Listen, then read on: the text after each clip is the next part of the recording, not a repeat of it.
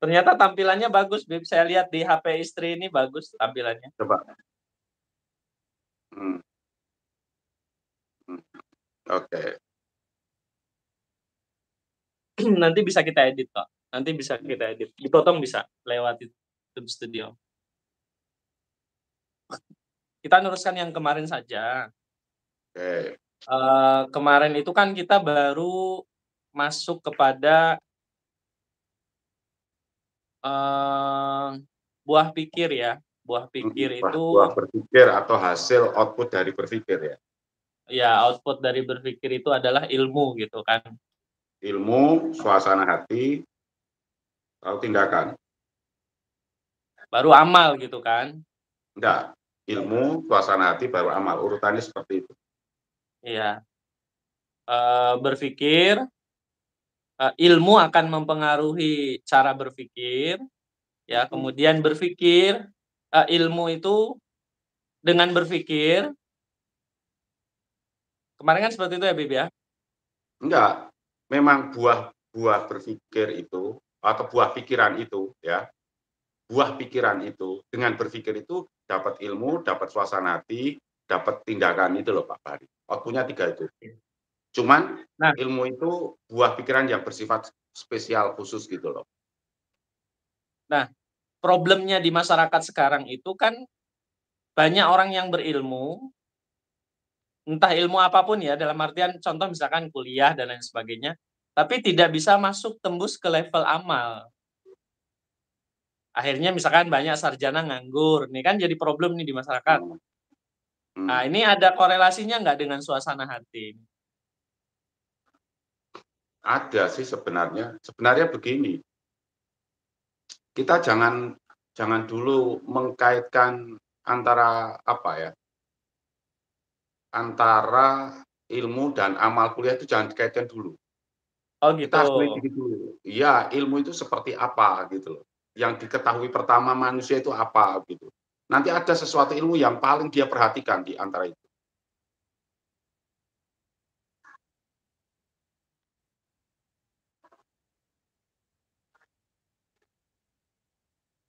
Jadi, Misalnya begini, kalau eee, ilmu misalkan begini, jenengan kasih nasihat orang, anak-anak orang lain, sama anaknya sendiri bagaimana perbedaannya?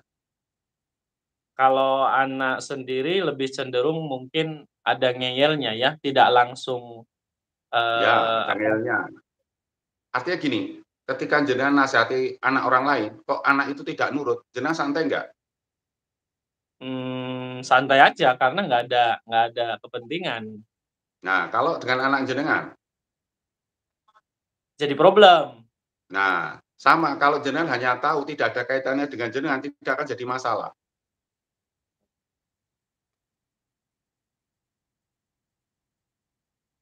Jadi, eee, kembali ke tadi ya, kepada amal. Suasana hati juga mempengaruhi amal itu berarti ya? Ya, kalau dia tidak merasakan susah atau senang, ya tidak tergerak. Misalkan yang mempengaruhi orang itu kalau misalkan dia melihat kenyataan, ya toh, dirinya menjadi susah, nah itu baru akan ada dorongan. Kalau dia nggak merasa efek itu ya dia nggak bergerak. Kan di dalam diri manusia itu ada istilahnya Imam Ghazali itu ada pendorongnya kan. Pendorongnya itu udah syahwat. Anda ingin nggak? Gitu. Kalau misalkan orang belajar ekonomi misalnya, dia di dalam dirinya tidak ada dorongan untuk kaya misalnya gitu, ya dia tidak akan praktek ilmunya otomatis itu. Oke. Jadi ilmu yang pertama yang paling mempengaruhi manusia itu ya ilmu tentang dirinya dulu Pak Bahri. Dia harus mengerti dirinya dulu ya? Enggak, terkait dengan dirinya atau tidak gitu. Misalkan saya Oh, suka, saya senang, itu anakku. Kalau tidak anakku ya tidak ada akunya ya tidak akan ngefek gitu. Paham nggak? iya. Nggak ada ya nggak ada efeknya lah istilahnya, nggak ada Iya. efeknya. Jadi nanti pengetahuan yang itu digunakan untuk beramalnya itu gitu loh. Paham nggak? Jadi ilmu itu Oke, kemudian penggunaannya itu aplikasinya seperti apa itu loh yang menarik. baik. Oke. Misalkan orang kuliah di ekonomi misalnya begitu kan. itu tidak serta-merta. Ilmu ekonomi itu kan ilmu tentang beramal gitu sebenarnya, bukan mendorong Betul. amalnya, gitu. Tapi pengetahuan manusia yang paling mendorong orang untuk melakukan itu adalah dirinya. Misalnya dia melihat kenyataan, tidak punya duit, wah berarti aku orang duit, wah berarti aku harus menolak kemiskinan. Nah, ketika dia seperti itu, maka dia akan memunculkan amal. Lah, ilmu ekonominya baru kepake gitu loh, paham nggak?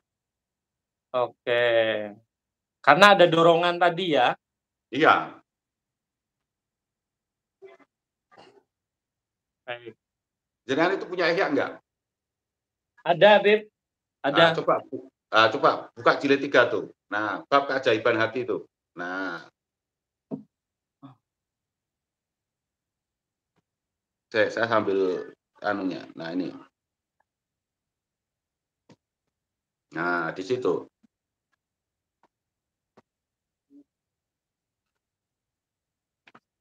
Bab apa? Babnya bab keajaiban hati.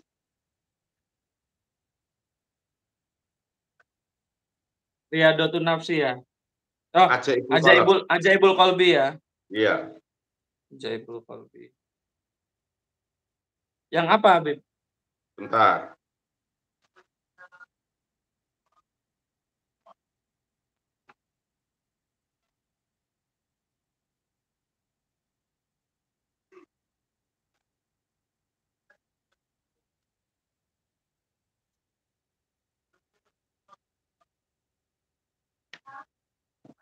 Teman-teman yang nonton boleh absen dong di kolom komentar. Silakan absen, boleh absen ya. Ini kita lagi uji coba nih live bareng di YouTube. Biasanya kita di TikTok. Boleh absen siapa aja yang ada di ikut kita. Di kolom komentar aja absen. Oke. Bab tentara hati. Pak Bari. Bab Tentara hati.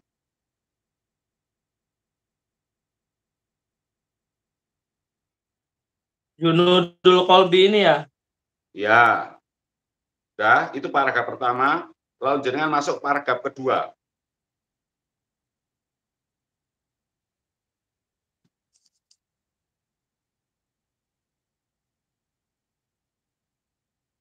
Oke. Paragraf pertama. Fajumlatu junudul qalbi nukhasiruha salah satu asnafin. Maka totalitas tentara hati ya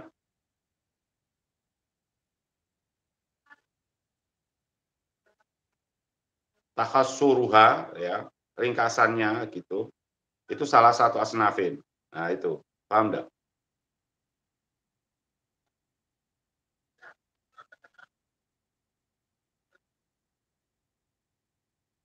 Ketemu.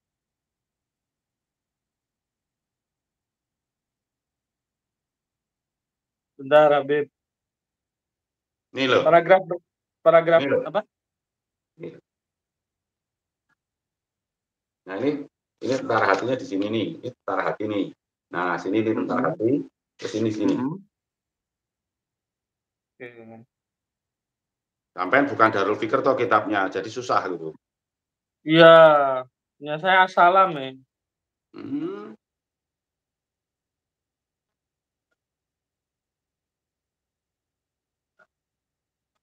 Salah satu asnaf ini. Salah satu asnaf itu apa coba? Fajumlatu junudil qalbi tahsuruha salah satu asnafin. Ringkasannya itu ada 3. Ya. Terus Sinfun ba'isun. Satu kelompok itu disebut sinfun ba'isun. Ba'is itu tahu enggak? Ba'is itu motivasi pendorong. Wa mustahisun juga pendorong. Yang membangkitkan ya, Mendorong, ya. Yang mendorong. Tuh, Sinfun itu apa? ba'isun.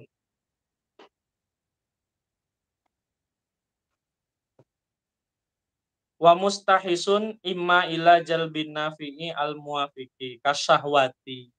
Ya, ada itu. Terus, nah itu satu, ya kan? Imma ila jalbil nafi, ada kalanya untuk menarik mendapatkan an-nafi ya, yang bermanfaat, al-muafiq yang diinginkan. Paham enggak? Ya. Nah, kasyahwati seperti Kasyahwati syahwat. seperti syahwat. Ya gitu. Terus wa imma Eh, wa imma ila daf'id dori al munafi munafi. Nah, kal godobi. atau dorongan apa? Atau yang mendorong kepada yang mendorong, menolak, yang merugikan dan tidak diinginkan, munafi. Seperti Eh, ghadab. Gitu loh, paham enggak? amarah ya. Iya, boleh diartikan sebenarnya artinya ya seperti itu. Nah, paham enggak? Paham, Terus, Habib. nah terus kemudian waqad yu'abbaru an hadil faiz, dan kadang diungkapkan atau diekspresikan Bil dari iroda. dari pendorong ini bil iradah, keinginan. Jadi ada keinginan. Jadi ringkasnya itu gini, di dalam diri manusia itu ada keinginan untuk menolak mendapatkan apa yang berguna, bermanfaat, itu ada dorongan untuk menolak apa yang merugikan atau tidak diinginkan. Dalam hidup manusia seperti itu kan. Nah, kalau ini dalam diri manusia ini terlibat gitu, maka akan muncul tindakan, gitu loh. Paham enggak? Hmm, Paham enggak? oke. Nah, kalau yang kedua itu al-muharrik lil aqdha ila tahsili hadil maqasid. Nah, kemudian yang kedua itu adalah penggerak kepada semua anggota badan, ya toh, untuk milik anggota badan untuk mendapatkan tujuan-tujuan ini. Nah, wayu abaru an hadisani bil kudro, dan ini diungkapkan wayu abaru an hadisani, dan akan diungkapkan dari yang kedua ini dengan kudro, kemampuan. Jadi nanti kemudian syahwat atau keinginan itu gabung sama kekuatan gitu loh, paham nggak? Ya, Itu. ini Nah, menarik ini. yang ketiga itu wasalisu wawa al-mudrik al-muta'arif lil asya kal jawasis gitu. Nah, kemudian yang ketiga itu adalah Pengetahuan. yang mengetahui, bukan pengetahuan, ya al-mudrik itu yang mengetahui, al-muta'arif yang mengenali untuk segala sesuatu gitu. Paham enggak? Paham. Nah, itu kal jawasis itu, seperti jawasis itu. Paham enggak?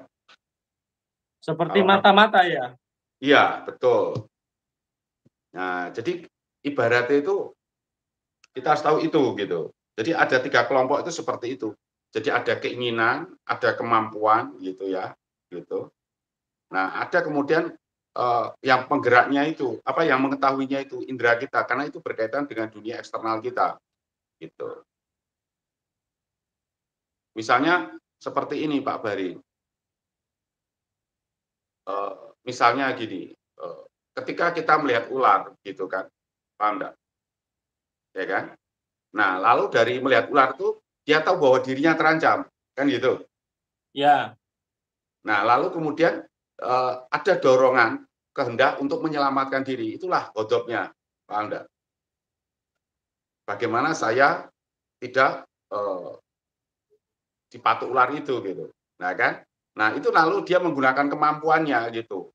Ya kan, dalam dirinya itu untuk menyelamatkan diri. Tapi mata itu juga berfungsi lewat pintu mana, lewat mana. Itu menggunakan inderanya itu, Pak Bari.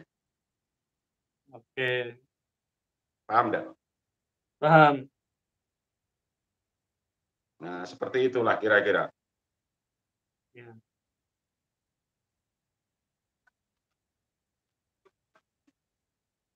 Jadi di sini ada perpaduan ya antara syahwat, ghadab, sama irodah. Bukan syahwat atau irodah, syahwat atau ghadab, dorongan dalam diri orang untuk meraih yang menyenangkan, itu disebutnya irodah. Ada irodah untuk mendapatkan hal yang menyenangkan, ada irodah untuk menolak hal yang merugikan, itu gitu loh. Nah, itu Oh istilahnya iya. dalam diri manusia itu syahwat gitu. Ada kemudian kudroh. Kudroh itu nanti berkaitan dengan kemampuan pengetahuan itu. Paham nggak? Paham. Jadi ilmu ekonomi tadi itu kudroh kemudian. Bukan belum belum belum ada tidak terimbas oleh efek suasana hati belum ya? Ya, suasana hati itu kalau takut ingin atau enggak itu nanti kan membuat dia takut itu kan suasana hati. Oke.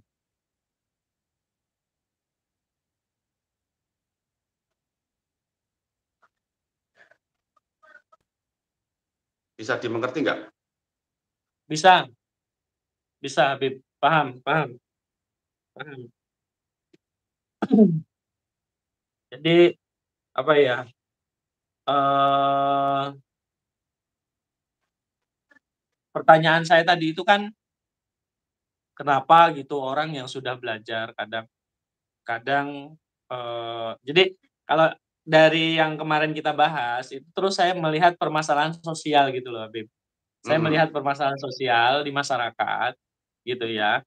Banyak orang yang sudah belajar, banyak orang yang sudah, eee, dia menimba ilmu entah di kampus, entah di pesantren, kemudian tidak melakukan apapun gitu. Nah, apa karena nggak punya keinginan, apa nggak punya, apa ya, dorongan untuk melakukan tadi gitu, apa karena faktor suasana hatinya yang bermasalah atau gimana kan, yang jadi pertanyaan saya kan itu. Ya, kalau sesuatu tidak mengancam dirinya ya nggak ada keinginan lah. Akhirnya di zona nyaman itu ya, di zona nyaman yang Bukan, tidak nyaman bukan, sebenarnya. bukan, bukan di zona nyaman. Jadi sekali lagi kita bergerak itu karena keinginan atau karena keinginan untuk mendapatkan atau keinginan untuk menolak itu gitu. Keinginan untuk Mmm, mendapatkan syahwat, keinginan untuk menolak itu ghadab gitu loh, paham nggak? Jadi kalau kalau godop misalkan itu orang miskin itu dia tidak merasa bahwa kemiskinan itu bermasalah, ya dia tidak akan bergerak dong. kalau godop tuh cenderung melindungi diri ya? Ya misalkan sampean melihat ular gitu kan, lalu di dalam diri sampean itu ada dorongan untuk menghindar, dorongan untuk menghindar itu namanya ghadab gitu loh. Sampai lihat makanan enak, kemudian ada keinginan untuk mendapatkan, itu namanya syahwat gitu loh. Imam Ghazali Syahwat, sederhana gitu.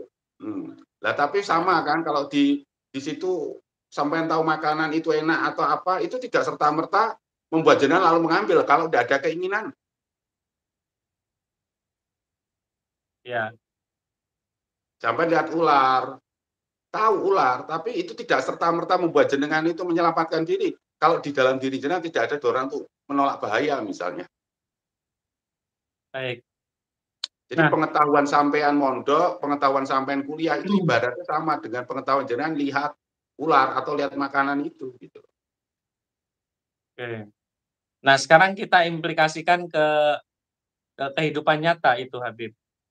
Mhm. Berarti kan ya tadi, orang miskin itu kalau dia melihat kemiskinannya tidak berbahaya buat dia, Ya dia maka tidak dia akan santai ya, iya, tidak akan iya, bergerak gitu ya. iya, iya,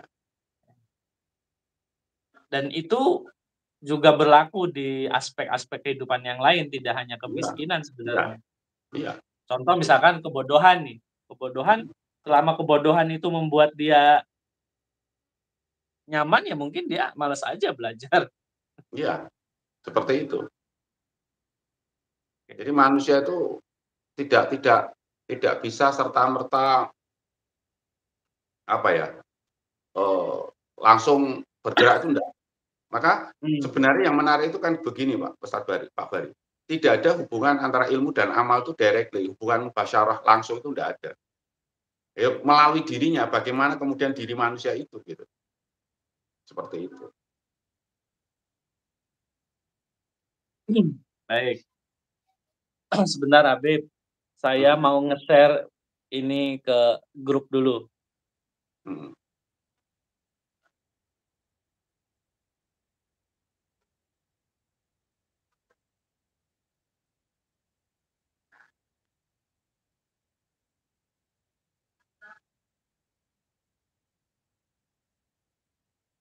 Nis pinjam HP-mu nih sekarang Nis.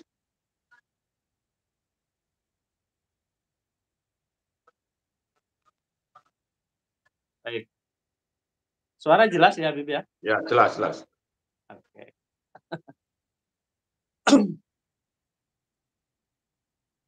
Nah, kembali ke tema pembahasan yang tadi gitu ya. Ya.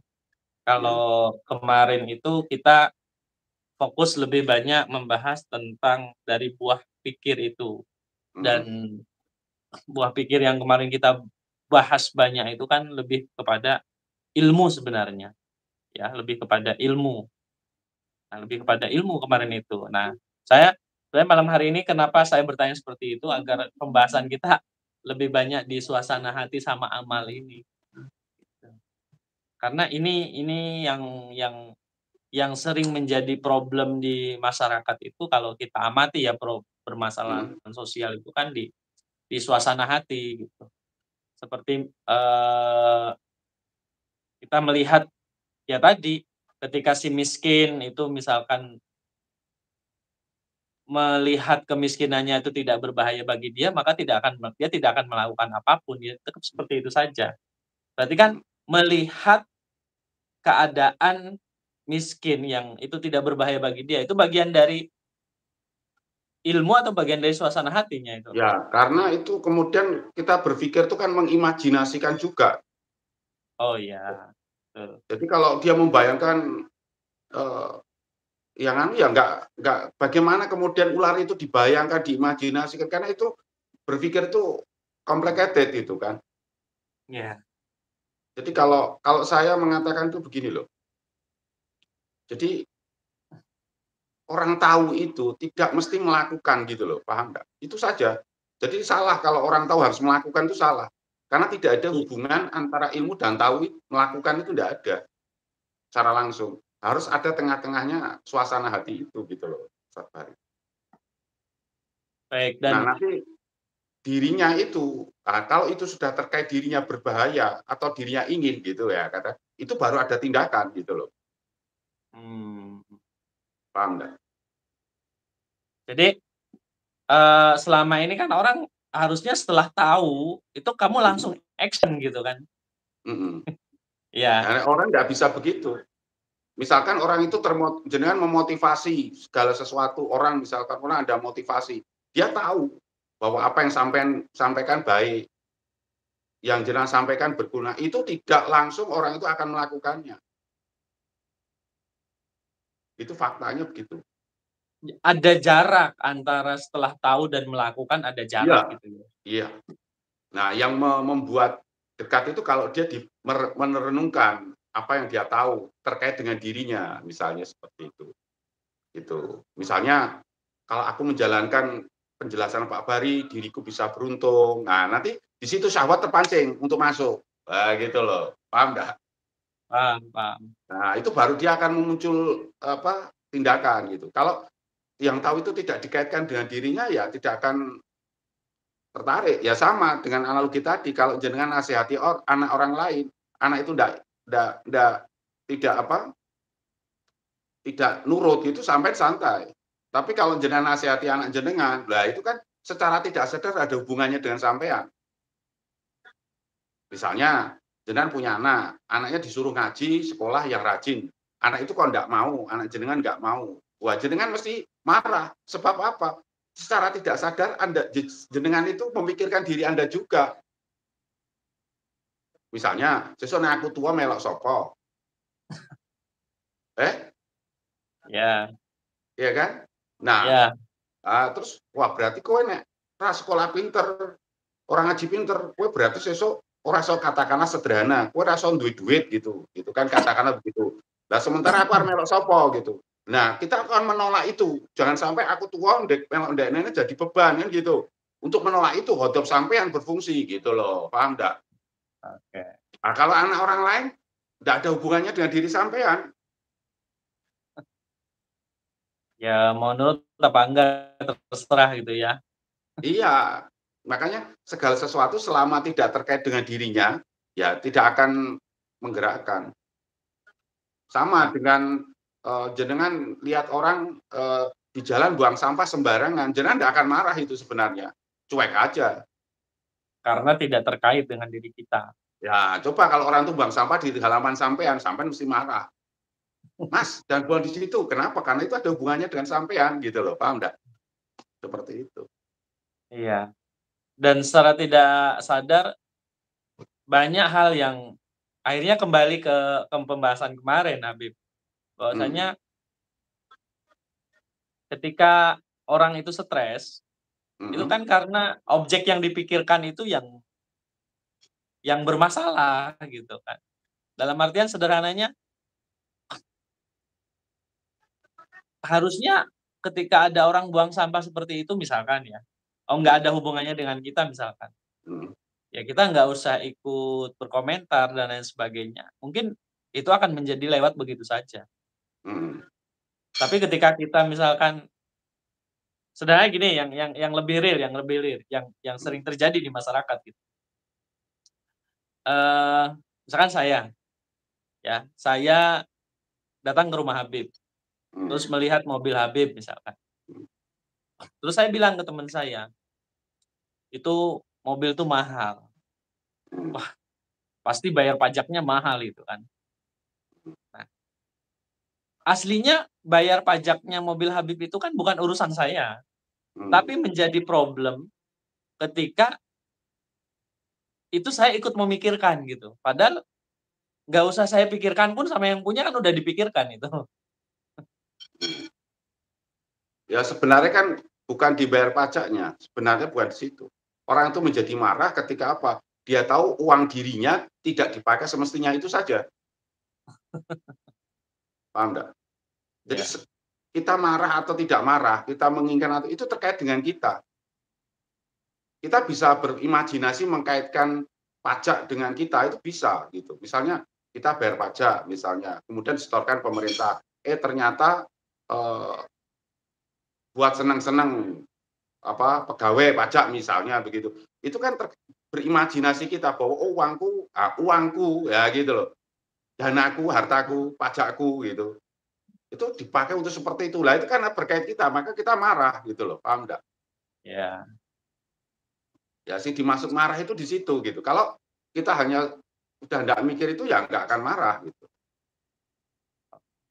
Jadi intinya itu sederhana.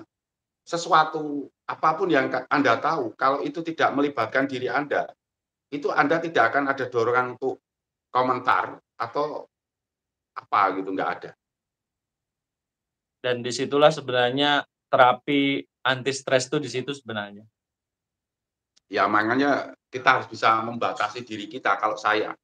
Bukan bukan kita tidak berpikir apa ya, kita harus bisa Bukan membatasi bukan diri. bukan tidak peduli ya, Habib, ya. Hmm. Ya kalau Kembali peduli ke itu sampaikan saja, ya kayak gini itu peduli, menyampaikan ilmu itu peduli namanya. Tapi ya, tidak sampai masuk di hati gitu. ya.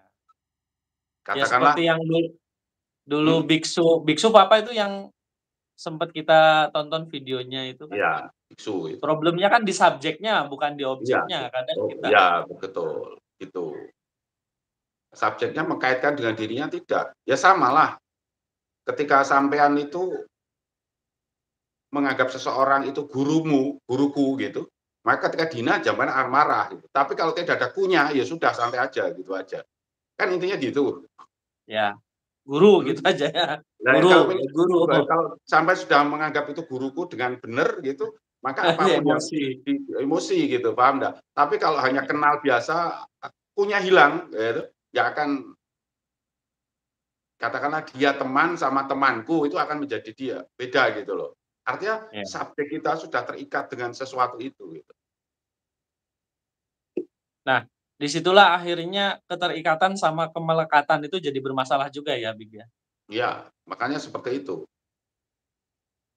Sama kan ketika saya misalkan, apa namanya, melihat kayak beberapa video terakhir misalnya ada anak dipukulin atau macam gitu kan, itu bukan anakku gitu, paham enggak? Ya, Ya kan? Paham enggak? paham. Itu tapi kalau kemudian saya mengandaikan itu, membayangkan itu anakku, maka emosiku akan marah.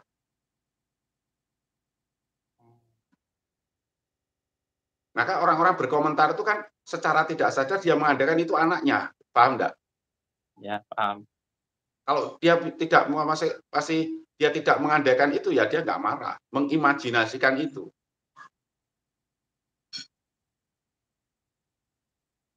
Seperti itu. Ya itu, Oke. apa ya istilahnya itu, kengeriannya itu seperti itu, Ustaz Fahri. Iya.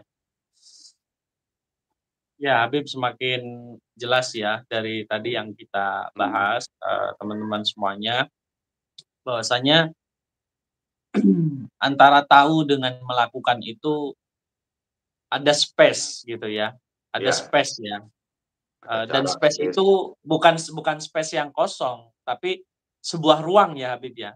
mhm, Bukan dalam artian ini tahu, ini melakukan, bukan berarti di sini ruang langsung. hampa enggak, tapi memang ada ruang yang harus diisi gitu ya. Iya, betul, Sebagai jembatan penghubung kan gitu, iya. yang dinamakan suasana hati ini tadi gitu. Ya, nah untuk bisa munculkan suasana hati itu, jika hal itu terkait dengan orang itu. Kalau tidak ada Oke hubungannya, ya nggak ada. Seperti itu. oke. Jadi, Seperti eee, semakin semakin semakin mudah sekarang me me apa namanya, sistem bekerjanya gitu loh, mhm, tahu, mhm, melakukan, ya. mhm, Antara tahu dan melakukan ini ada jarak gitu, ada ya, jarak. Sehingga banyak orang sudah nerima nasehat, paham, mhm, dan nasehat itu dianggap baik gitu. mhm, Tapi tidak semua langsung melakukan, karena di situ ada ruang, ruang ya, yang itu memang harus diisi gitu, bukan bukan mhm, bukan sebuah jarak kosong, yang namanya suasana hati. Dan suasana hati, itu start awal membangun suasana hati itu adalah, hal itu tuh ada hubungannya nggak dengan ya, subjeknya gitu ya. iya. Kalau nggak ada, Ketika ya nggak ada ada jarak. Ya kayak nggak akan sama, jalan, kan iya. ya. Maka kesulitan jenengan itu ketika memotivasi anak-anak itu adalah ketika apa yang diterangkan oleh jenengan itu tidak ada, anak itu Hubungannya tidak sama anak. menyadari bahwa itu ada kaitan dengan dirinya gitu. Kalau seandainya dia bisa mengimajinasikan betapa menderitanya kalau orang itu bodoh misalnya kelak ke depan, nah lalu hodopnya terpancing gitu kan, nah dia bisa belajar giat gitu.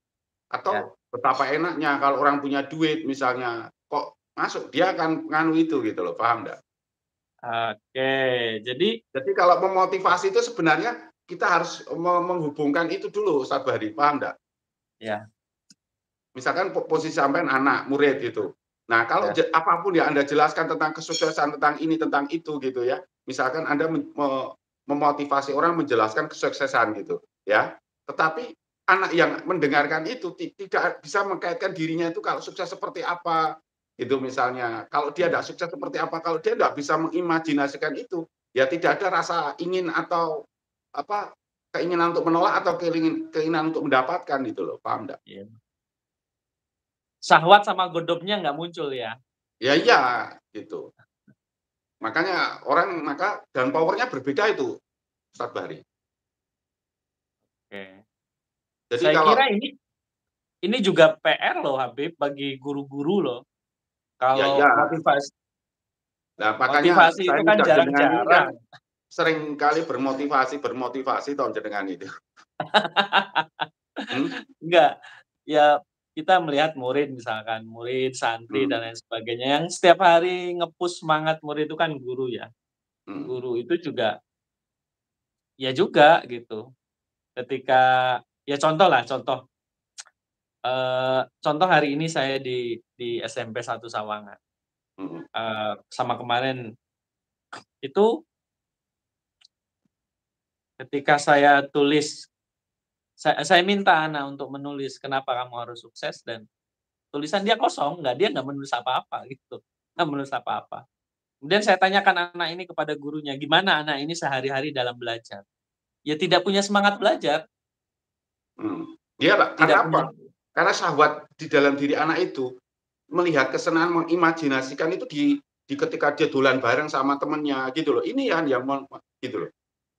ya, Itu yang jadi di benak anak itu yang menyenangkan tuh jika dia berada bersama temannya, bisa begini, bisa begitu, bisa selfie-selfie dan sebagainya, itu yang menyenangkan buat anak-anak itu, sehingga syahwatnya terdorong ke sana gitu loh, paham nggak? Ya, Dia tidak paham, mengimajinasikan kalau orang dia kaya, bisa punya mobil banyak, itu enggak itu gitu loh, paham nggak? paham, Atau kalau dia paham. itu sampai gagal, dia akan menderita gitu hidupnya. Kalau ini yang terbayang gitu kan, maka dia akan menolak itu gitu. Ya. Jadi Problemnya itu anak-anak itu tidak tidak menganggap kesuksesan itu nggak ada hubungannya sama dirinya. iya, seperti itu. Akhirnya ya ya apa ya, woles aja, woles kan bahasa Nah anak iya, zaman sekarang kan ya, iya, woles ajalah. nah gitu. Jadi jenengan bisa ngerti teorinya, berarti seorang motivator kayak apapun, itu tidak bisa, secara teoritis, mendorong orang-orang itu lebih baik gitu, kalau dia tidak mengerti gitu, Nah, hal bahaya itu. Karena hal bahaya itu masih jauh gitu loh Pak Ustadz Bari.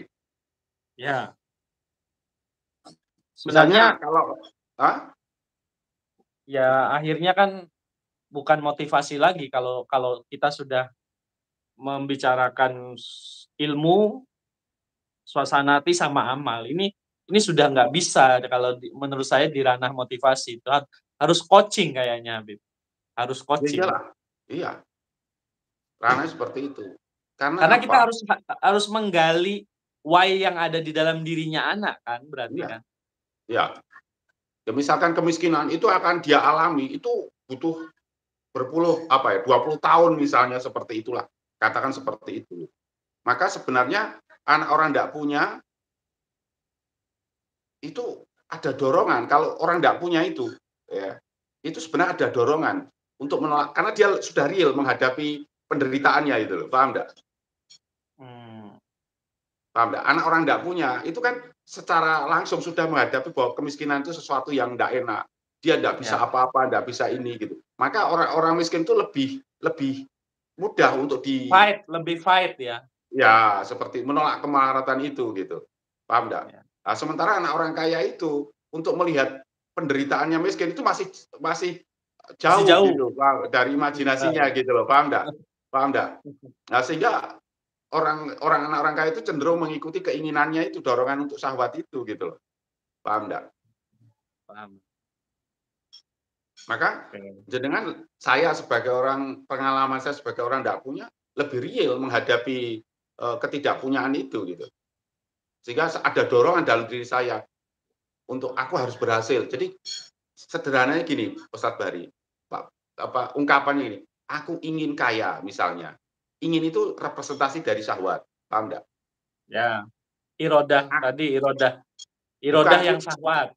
ya, irodah untuk menolak mengambil jalbil nafi al muafiq itu, paham nggak?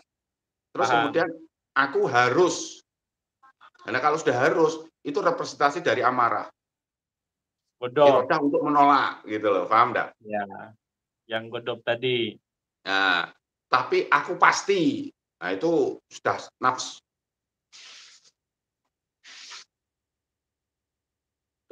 itu.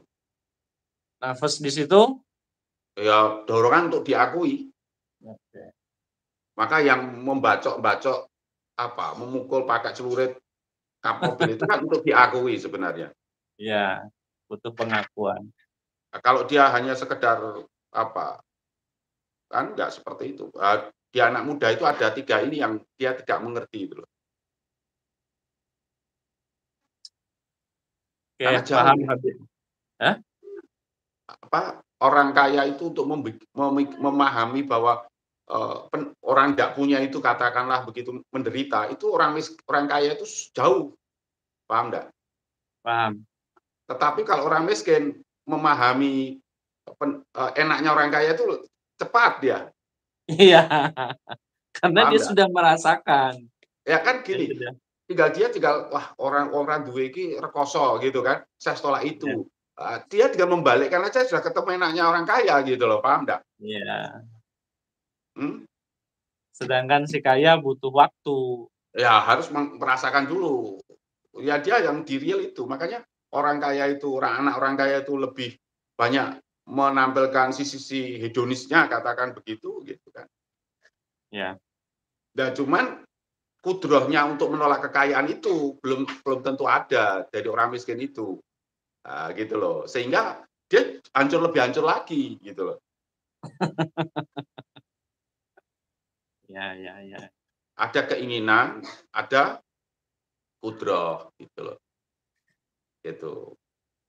Kemampuan tadi ya berarti ya. Nah, nanti ada kemampuan ilmu yang kolektif itu, gitu loh. Ya. Nah, tapi jenengan harus tahu di Ihya yang tadi itu ada indera batin yang 5 itu, gitu loh. Iya. Seperti itu. Indera batinnya berfungsi enggak. Maka berpikir itu menjadi menarik ketika melibatkan 5 komponen itu, gitu. Ya, Nah, kita kalau bahas di video berikutnya aja, yang indera batin disimpan dulu. Disimpan ya dulu. boleh.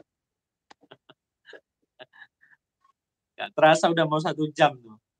Iya, enggak apa-apa, kita ngobrol santai kok. Ya, cuman belum banyak viewer-nya. Ya. Pada ngumpet, pada berseliweran di TikTok paling Habib. Iya, seliweran di TikTok. Nanti saya coba kok mau buat apa namanya, eee, di apa ya, di, eee, whiteboard nanti saya coba tulis itu, biar tahu itu. Live TikTok? Enggak, saya buat film aja, video aja nanti malam. Oh, terus diupload di TikTok?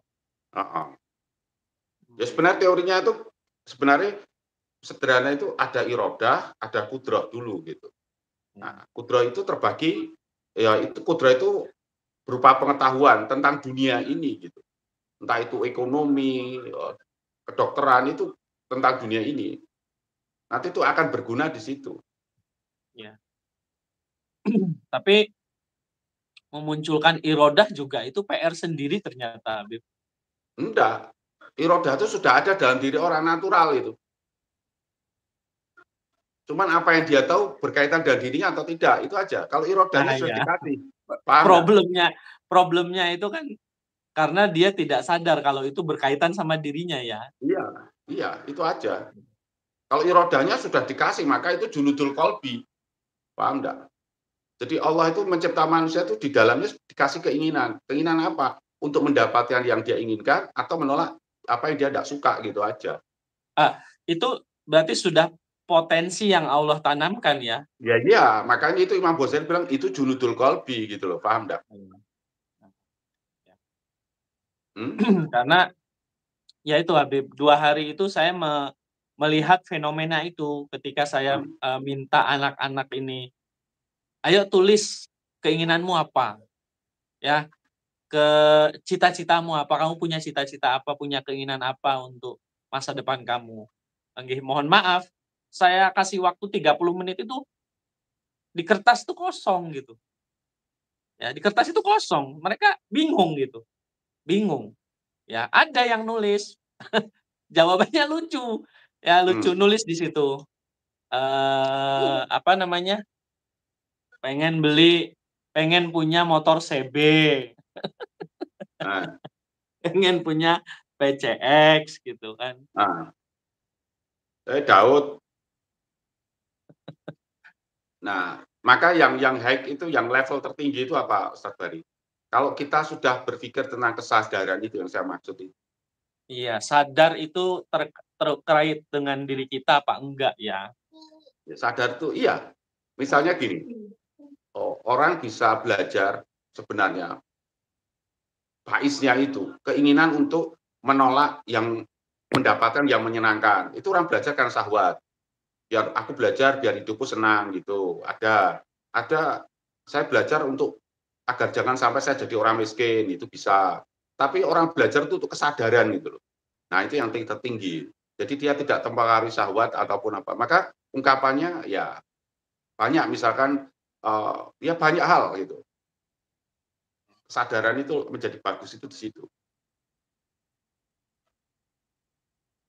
Gitu loh. Itu Kalau menarik. irodah yang, eee, faktor pendorongnya itu syahwat, Mhm. sama azam berbeda ya, Bib, ya? Sama azam. Beda, itu nanti kalau dia renungkan menjadi kuat, semakin kuat, itu menjadi azam itu. Oh, Pertama ingin, pertama takut, itu semakin menjadi azam. mmm, Ya itu sudah menjadi sebuah kesadaran, kemudian bisa berubah itu. oke. Ibaratnya seperti itu. Itu Dan untuk besok ada penjelasannya itu. oke, siap siap. Tapi paling enggak malam hari ini terjawab, Habib, Ya, bahwa, makasih.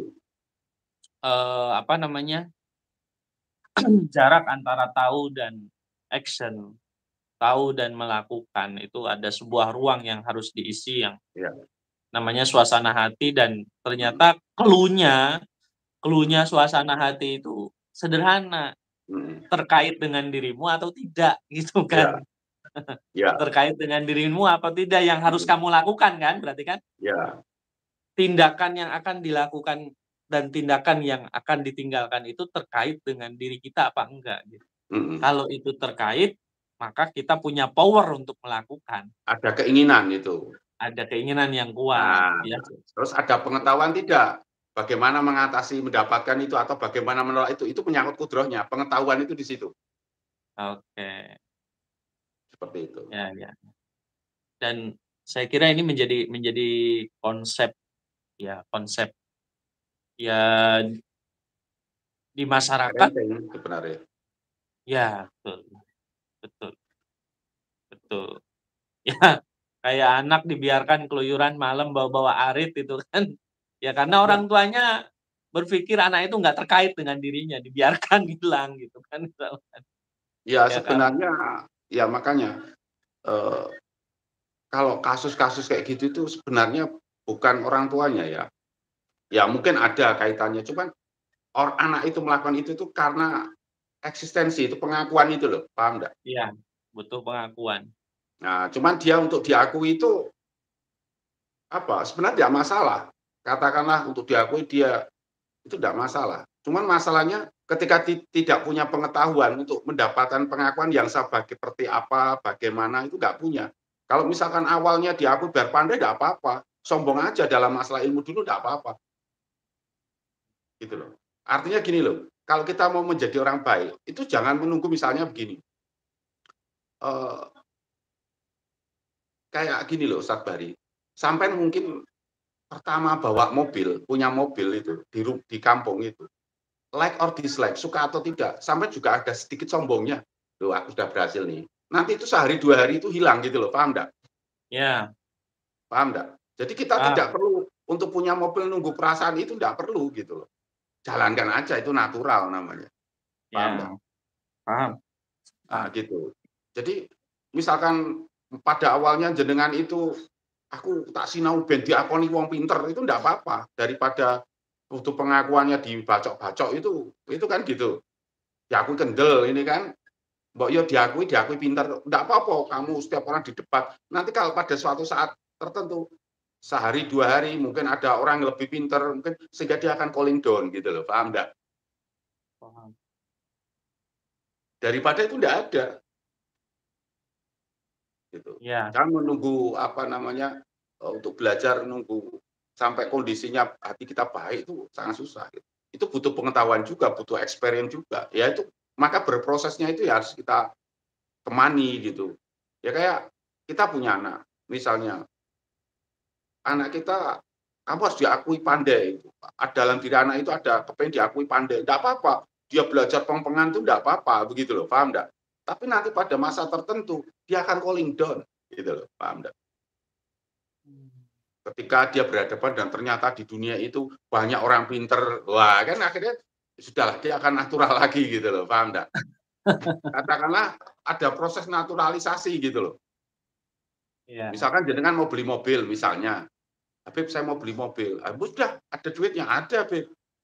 Terus bawa orang, "Beli toh, sekarang berangkat." "Enggak Beb, saya itu di hati saya itu masih ada perasaan kayak gimana, sombong," itu ya. Sudah, kalau sampai nunggu itu hilang, nggak akan jadi. Sudah beli aja, nanti sehari 2 hari ada proses naturalisasi lagi gitu loh, paham nggak?